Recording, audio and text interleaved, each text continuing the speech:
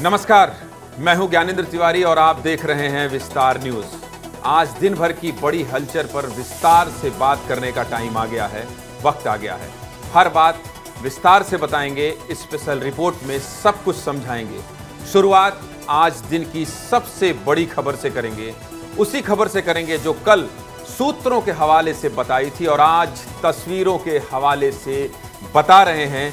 देख लीजिए। तो चलिए आगे बढ़ते हैं। राहुल गांधी ने रायबरेली से नामांकन भर दिया है, उसी रायबरेली सीट से जहां 20 साल से उनकी मां सोनिया गांधी सांसद रहीं। साल 2004 में सोनिया गांधी पहली बार रायबरेली से चुनावी मैदान में उतरी और 2019 तक लगातार जीत हासिल की और अब 2024 में मां सोनिया गांधी ने अपनी विरासत बेटे राहुल गांधी को सौंप दी। कयास ये लगाए जा रहे थे कि मां की रायबरेली सीट बेटी प्रियंका गांधी को मिल सकती है, लेकिन ऐसा नहीं हुआ। मां ने विरासत बेटे को ही सौंपी। फरवरी में सोनिया गांधी जब राज्यसभा गई तो रायबरेली की जनता के नाम एक भावुक चिट्ठी लिखी थी, जिसमें सोनिया गांधी ने लोकसभा चुनाव न लड़ने की बात कही और चिट्ठी की आखिरी लाइन पर गौर कीजिएगा, जिसमें सोनिया गांधी ने लिखा, मुझे पता है आप भी हर मुश्किल में मुझे और मेरे परिवार को वैसे ही संभाल लेंगे जैसे अब तक संभालते आए हैं। इस चिट्ठी के बाद ही कयास लगने लगे थे कि इस बार भी रायबरेली से गांधी परिवार का ही कोई सदस्य मैदान में होगा। और आज सोनिया गांधी, प्रियंका गांधी, रॉबर्ट वाड्रा, मल्लिकार्जुन खड़गे की मौजूदगी में राहुल गांधी ने पहली बार रायबरेली सीट से नामांकन दाखिल कर ही दिया। राहुल गांधी ने पर्चा भरा तो बीजेपी कैसे शांत रहती, इसलिए आज ही बीजेपी ने भविष्यवाणी भी कर दी। गृह मंत्री अमित शाह ने कर्नाटक की रैली में कह दिया, राहुल बाबा प्रचंड बहुमत से रायबरेली में चुनाव हारने जा रहे हैं। राहुल बाबा प्रचंड बहुमत से चुनाव हारने जा रहे हैं। सुनिए गृह मंत्री अमित शाह ने क्या कहा है। अरे राहुल बाबा, मैं यहां से रायबरेली का परिणाम बता देता हूं। भारतीय जनता पार्टी के प्रत्याशी दिनेश प्रताप सिंह के सामने आप रायबरेली से प्रचंड बहुमत से हारने जा रहे हैं। मेरी बात लिख।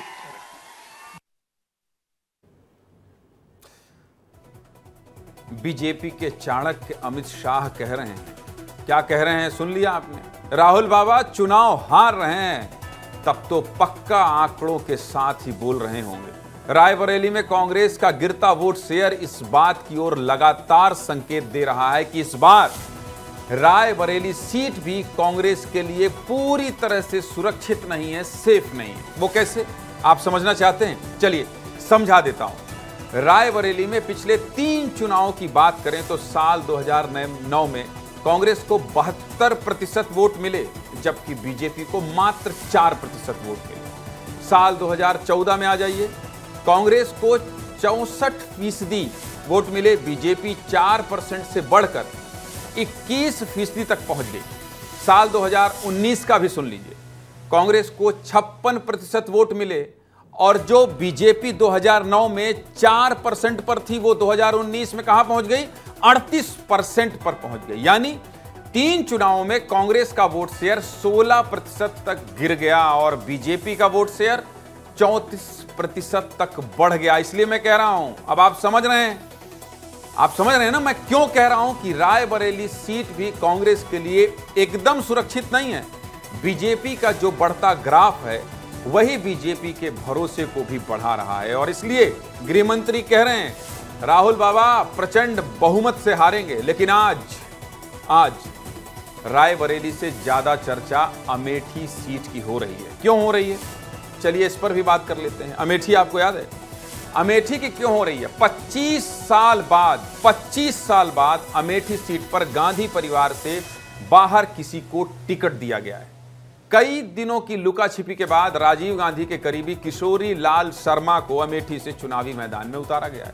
साल 2019 में 20 साल बाद कांग्रेस को अमेठी सीट पर हार मिली थी। राहुल गांधी को बीजेपी की स्मृति ईरानी ने करारी शिकस्त दी, जिसके बाद इस बार राहुल गांधी लगातार सर्वे कराते रहे लेकिन चुनाव लड़ने की हिम्मत नहीं जुटा पाए और किशोरी लाल शर्मा को टिकट थमा दिया गया। अमेठी से राहुल गांधी के चुनाव न लड़ने की बात सामने आने के साथ ही अमेठी से राहुल गांधी भाग गए। राहुल गांधी डर गए हैं। राहुल गांधी ने अमेठी सीट छोड़ दी है। ऐसा कहकर मैं नहीं, बीजेपी के नेता राहुल गांधी पर तंज कस रहे हैं। बीजेपी नेताओं को भी सुन लीजिए कि कैसे वो राहुल गांधी के अमेठी से चुनाव न लड़ने पर तंज कस रहे हैं। सुनाइए बीजेपी नेताओं।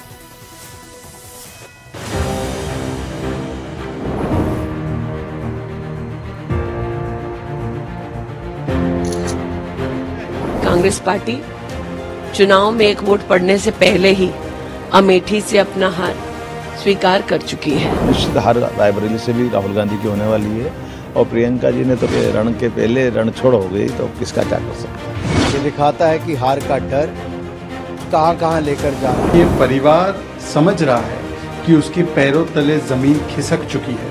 तो लड़ना नहीं चाहते थे, थोपा गया होगा। तो अब रायबरेली से भागेंगे तो कहां जाएंगे, ये भी अब राहुल गांधी को तय करना पड़ेगा।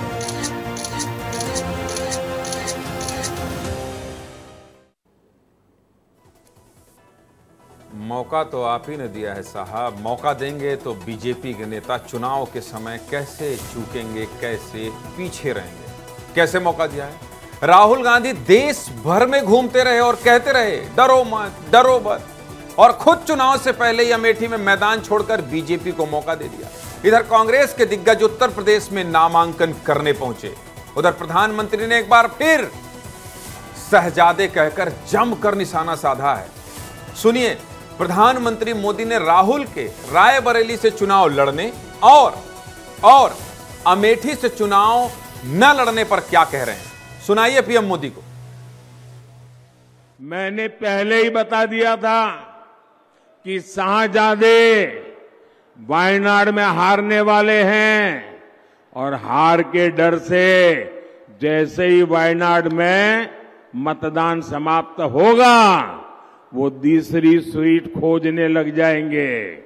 और अब दूसरी सीट पर भी उनके सारे चेले चपाटे कह रहे थे अमेठी आएंगे, अमेठी आएंगे, लेकिन अमेठी से भी इतना डर गए, इतने डर गए, वहां से भागकर अब रायबरेली में खोज रहे हैं रास्ता। ये लोग घूम घूम कर सबको कहते हैं डरो मत। मैं भी आज उन्हें कहता हूं और बड़े जी भर के कहता हूं, अरे डरो मत, भागो मत। प्रधानमंत्री नरेंद्र मोदी का अंदाज आप देख रहे थे। कह रहे थे जी भर के कहता हूं, डरो मत, भागो मत। इसके बाद थोड़ी सी प्यारी सी स्माइल भी थी, मतलब मौज के अंदाज में कह रहे हैं। आगे बढ़ते हैं। राहुल गांधी 2019 में अमेठी के साथ ही केरल के वायनाड से भी चुनाव लड़े। राहुल गांधी अमेठी में तो हार गए, लेकिन केरल के वायनाड सीट जीत गए और संसद पहुंच गए। पिछली बार कांग्रेस को अमेठी में मिली हार के बाद कांग्रेस पार्टी के अंदर बहुत मंथन हुआ होगा। उसके बाद भी गांधी परिवार और खुद राहुल गांधी हिम्मत नहीं जुटा पाए कि अमेठी से चुनाव लड़े। और 3 मई को नामांकन की आखिरी तारीख पर सुबह 7:49 पर कांग्रेस के एक्स हैंडल से पोस्ट कर सूत्रों पर विराम लगाकर औपचारिक ऐलान कर दिया गया कि राहुल गांधी अमेठी से नहीं बल्कि रायबरेली से चुनाव लड़ेंगे।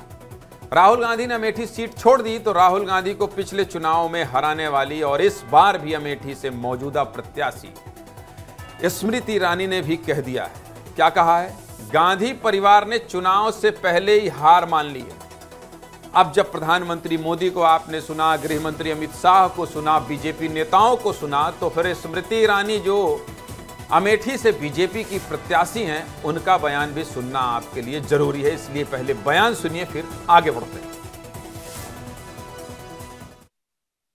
इतना ही कह दूं कि अमेठी से गांधी परिवार का ना लड़ना इस बात का संकेत है कि कांग्रेस पार्टी चुनाव में एक वोट पड़ने से पहले ही अमेठी से अपना हार स्वीकार कर चुकी है। क्योंकि अगर उन्हें लगता कि यहां जीत की कोई भी गुंजाइश है तो वो यहां से लड़ते, अपने प्रॉक्सी को ना लड़ाते। सुनते जाइएगा, अभी बहुत सारे बयान सुनाने हैं। क्या मायने हैं, कहाँ अंत होगा और कैसे सियासत हो रही है, सब कुछ आपको आगे दिखाऊंगा। चलते रहिए मेरे साथ, विस्तार से बताऊंगा। साल 2014 में स्मृति ईरानी पहली बार अमेठी से चुनाव लड़ी, लेकिन स्मृति ईरानी चुनाव हार गई। चुनाव हारने के बाद भी स्मृति ईरानी अमेठी में डटी रहीं और लगातार अमेठी के दौरे पर रहीं। स्मृति ईरानी ने अमेठी की जनता से वादा किया कि अब आपको अपने सांसद से मिलने दिल्ली नहीं जाना पड़ेगा। यह बयान भी सुन लीजिए, जब अपने लोकसभा क्षेत्र के लोगों को दिल्ली नहीं जाने की बात स्मृति ईरानी ने कही थी। सुनाइए। जितना प्रेम, जितना आशीर्वाद मुझे मिला, उसके पीछे लोगों की मंशा ये थी कि कम से कम सांसद जो है वो उपलब्ध रहे। कोरोना काल में हम न्याय पंचायत वार जिला प्रशासन के साथ ई चौपाल लगा रहे थे ताकि जनता को जिला मुख्यालय तक ना आना पड़े। कोरोना से पहले भी न्याय पंचायत वार मैं स्वयं दीदी आपके द्वार कार्यक्रम के माध्यम से जिला प्रशासन के प्रतिनिधियों के साथ गांव-गांव, पात-पात जाती। लेकिन जनता के मन में जो एक प्रश्न था कि क्या अमेठी का कभी ऐसा सांसद होगा जो गांव खेड़े तक संसदीय कार्यकाल में अपने पहुंचेगा, कम से कम मैं अपने आप को खुशनसीब समझती हूं कि उस अभिलाषा को भी मैं पूरा कर पाई। स्मृति ईरानी ने बहुत मजबूत आधार बनाया है। कैसे बनाया है, चलिए आगे बढ़ा देता हूं। स्मृति ईरानी ने अमेठी से वादा किया और निभाया भी, केवल बातचीत करके खत्म नहीं किया। बातचीत किया और निभाने के लिए क्या क्या प्रयास किया, यह भी आपको बता देता हूं, समझा देता हूं। साल 2021 में स्मृति ईरानी ने अमेठी की फूलमती देवी से 11.5 बिस्वा जमीन खरीदी और 22 फरवरी 2024 को विधि विधान से पति जुबिन ईरानी के साथ गृह प्रवेश कर अमेठी की वोटर बन गई। स्मृति ईरानी का यह घर गौरीगंज के मेदन मवई गांव में बना है। अमेठी से सांसद और केंद्र में मंत्री स्मृति ईरानी अगर आपके बीच, आपके गांव में घर बनाकर रहने आ जाएं तो सोचिए, जनता का विश्वास तो ऐसे ही बढ़ जाएगा कि कहां से आई हैं और कहां की वासिंदा हो गई। और यह भी एक वजह हो सकती है, ये जो स्मृति ईरानी का इस तरह से घर बनाना, जमीन लेना, वहीं बस जाना, आना जाना और कहना कि अब दिल्ली नहीं जाना पड़ेगा अपने सांसद को ढूंढने के लिए, ये भी एक वजह हो सकती है। इसलिए कांग्रेस अमेठी में राहुल गांधी को उतार कर कोई रिस्क नहीं लेना चाह रही है और इसलिए 20 साल बाद चुनाव लड़ने को गांधी परिवार तैयार नहीं हुआ, वो भी उस अमेठी से जहां की जनता ने सालों तक कांग्रेस पर विश्वास किया, भरोसा किया, सर माथे पर बैठाया। राहुल गांधी के पिता राजीव गांधी को भी सांसद बनाया। जिस अमेठी में राहुल गांधी साल 2009 में 3,70,000 से ज्यादा वोटों से जीत हासिल किए थे, उसी अमेठी में राहुल गांधी 2014 में महज 1,07,000 वोटों से जीत हासिल कर पाए और 2019 आते आते तो 47,000 वोटों से हार गए। पूरा ज्ञान गणित बताना था, विस्तार से आपको सब कुछ समझाना था, इसलिए ये पूरी कहानी आपको दिखाई गई, बताई गई। लेकिन सोचने वाले तो ये सोचना शुरू कर दिए होंगे गुरु कि साल 1952 यानी 72 साल पहले जिस सीट पर राहुल गांधी के दादा फिरोज गांधी पहली बार चुनाव लड़े और जीते, वहां राहुल गांधी क्या करिश्मा दिखा पाएंगे। दादा फिरोज गांधी, दादी इंदिरा गांधी और मां सोनिया गांधी के बाद क्या राहुल गांधी सीट पर कांग्रेस का हाथ मजबूत कर पाएंगे? और अब 4 जून का इंतजार कर लेते हैं।